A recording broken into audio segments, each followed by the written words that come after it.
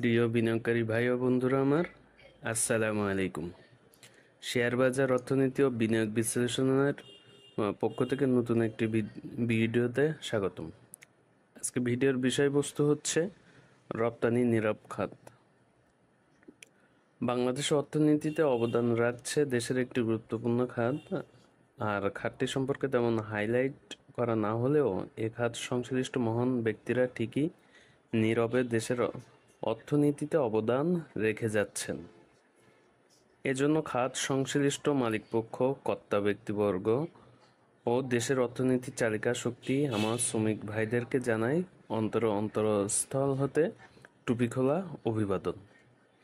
খাতটি সম্পর্কে অনেকেই ধারণা করতে পেরেছেন নিশ্চয়ই। হ্যাঁ, সেই খাতটি হলো প্লাস্টিক খাত। এখন এই প্লাস্টিক খাত, অথচ আমি শেয়ার বাজার অর্থনীতি বিনিয়োগ বিশ্লেষণ এই প্ল্যাটফর্মে বলতেছি, একটু অপ্রাসঙ্গিক মনে হলেও আমার মনে হয় এই খাত সংশ্লিষ্ট অনেক কোম্পানি আমাদের এখানে লিস্টেড আছে আমাদের মার্কেটে।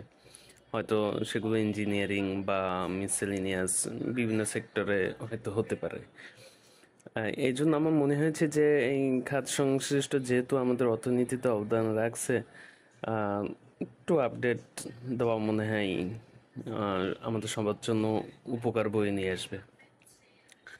তো যাই হোক, চলতি 2025-26 অর্থ বছরের প্রথম মাস জুলাইয়ের রপ্তানিতে ইতিবাচক সূচনা করেছে বাংলাদেশের এই খাতটি।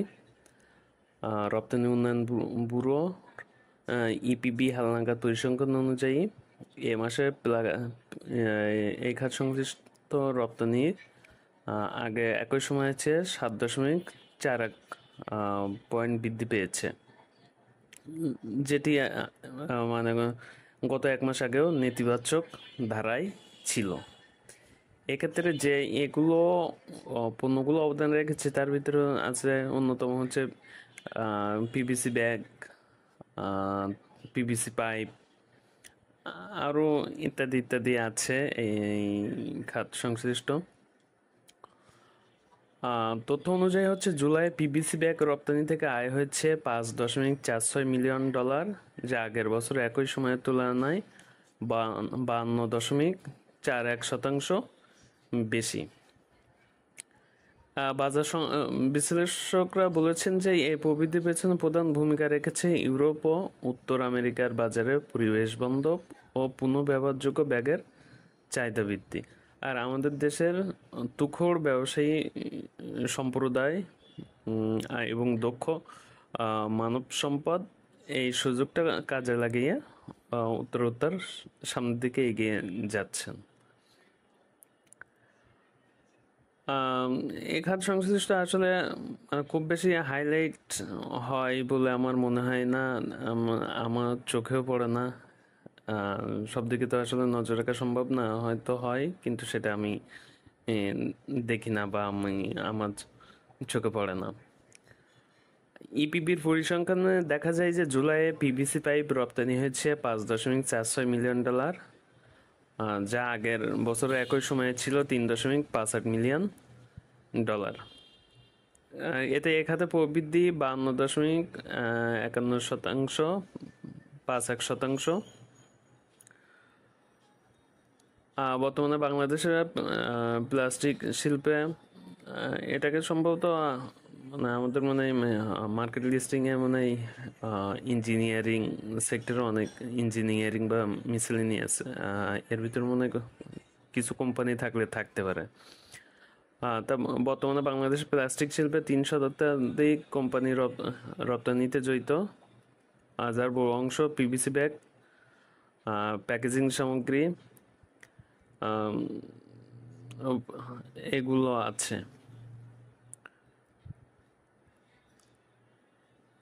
আলহামদুলিল্লাহ, আমাদের আসলে দেশের অপার সম্ভাবনা এই ক্ষেত্রে। এখন আশা করা যায় যে এগুলো সামনে উত্তরোত্তর বৃদ্ধি পাবে। আমার যতটুকু মনে পড়ে, সম্ভবত আপনার এই খাতে মনে হয় আরএফএল আছে, আহ, আমার ভুলও হতে পারে, কিন্তু আমার যতটুকু ধারণা বা আমি যতটুকু মনে করতে পারতেছি যে আমার সম্ভবত আপনার পিভিসি ব্যাগ বা এই টাইপের সম্ভবত আপনার আরএফএল কোম্পানি উৎপাদন করে, এবং তাদের তো বাজার আসলে আমাদের জানা আছে যে তারা প্রায় 126টি দেশে সম্ভবত তারা রপ্তানি করে। তাদের পণ্য সামগ্রী 126টি প্লাস দেশে সম্ভবত পণ্য রপ্তানি।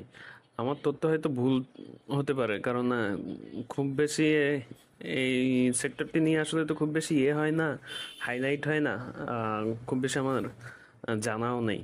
যদি ভুল ত্রুটি হয়ে থাকে অবশ্যই করজোর করে আপনাদের কাছে অনুরোধ করি যে আমার ভুল ত্রুটিটা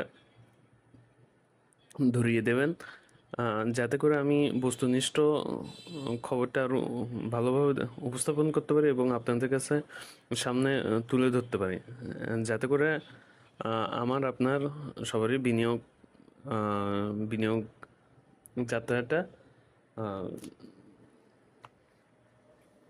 মসৃণ হয়।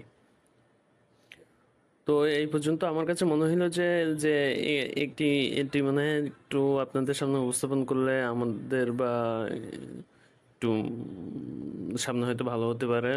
আহ, দেশের অর্থনৈতিক খবরও আমরা একটু আমাদের একটু নলেজে থাকলো। আসলে নীরব খাত, এই খাতের তো আসলে কোনো হাইলাইটই হয় না। আহ, তো এই পর্যন্ত সবাই ভালো থাকবেন, সুস্থ থাকবেন, এবং আগামীকালকের আপনাদের আহ, সফল বিনিয়োগ যাত্রা শুরু হোক এই কামনা করি। আসসালামু আলাইকুম।